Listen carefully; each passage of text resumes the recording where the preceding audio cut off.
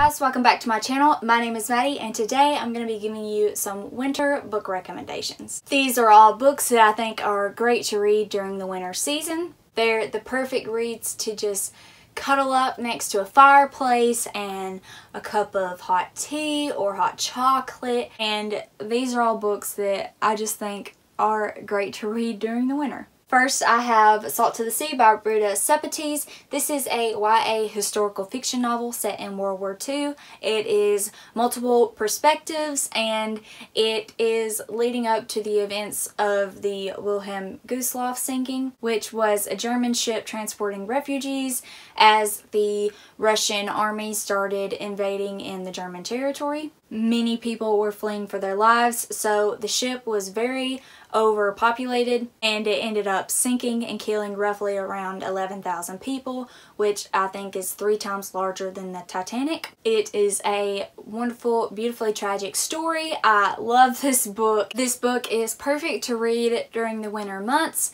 because there's lots of cold weather. You follow the perspectives of a few soldiers, a few refugees, and they're all traveling in the dead of winter, I believe. The temperatures are very dangerous because it's so cold. There's lots of snow, lots of ice, and the weather really does affect their travels as they're trying to escape from the Russians. It's a beautiful book. It's very well written, and I cannot express how much I want people to read this book. Next, I have any of Leigh Bardugo's books. So the first series that she has is Shadow and Bone, and this is a trilogy, and then she has Six of Crows, which is a duology. Both of these series are set in the Grishaverse, which is a magical fantasy world that Leigh Bardugo created, and it is Russian inspired. It's very cold, there's lots of snow, and it really gives off the wintry vibes. I do recommend reading Shadow and Bone first, but you don't necessarily have to read this series in order to read this one. Most people really prefer Six of Crows. I personally love them both, and I think it helps you to understand the world and the magic system a lot more if you start out with this series as it is the original series. I do think it can be kind of confusing for you if you start with this one,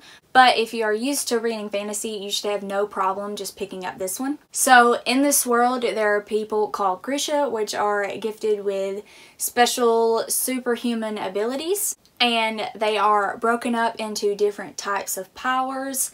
There are people who can control the elements. There are people who are good at creating things and like alchemy and that kind of stuff. There's different categories for their powers, and then there's like different subcategories of powers. There's lots of different powers. But in this series, the main character discovers that she has a power that no one else has, and she suddenly is thrust into the Grisha army, and it's all about her coming into her powers. There's an evil entity in this world that she has to defeat and save everyone, and I really enjoyed this one. And then this duology is set many years after this one. This story follows a group of misfits. They're a part of a gang, and they are paid to break into an impenetrable fortress and steal a special item. So this is an epic heist story. If you like fantasy, I think you will really enjoy these. There is lots of snow and wintry elements, so these are the perfect reads for the winter season. Next, I have If I Stay by Gayle Forman.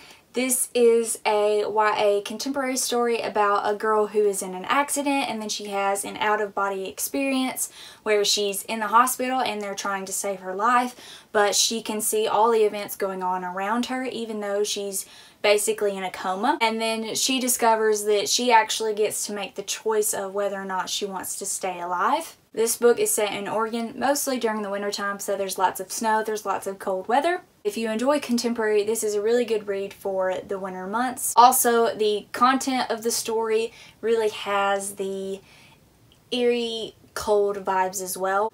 All around, this is a good book to read during the winter time.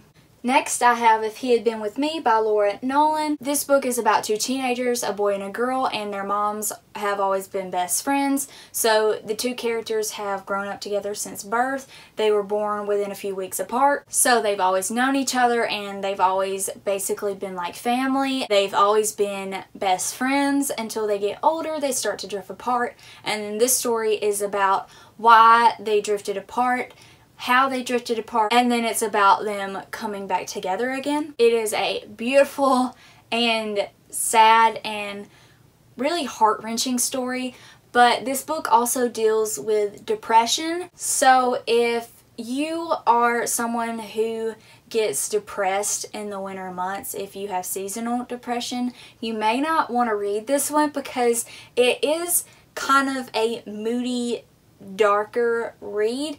And if that's not something you can handle, you may want to wait until the summer months to read this one. Or if depression is something that you struggle with in general, you may not want to go for this one. But I definitely would say, because of the content and the subject matter, it is a good read for the cold months. It's not a completely dark, moody, sad book, but there definitely is a lot of that. This book also deals a lot with family, and it has beautiful friendships, and the relationships in the story are very well done, especially the family relationships and the found family relationships. I do have a full review video up on my channel if you want to know more of my thoughts on this book. That is it for this video today. Thank you guys for watching. If you like this video, please give it a thumbs up and subscribe to my channel if you want to see more bookish content by me. Let me know in the comments down below what books you would recommend reading during the winter time.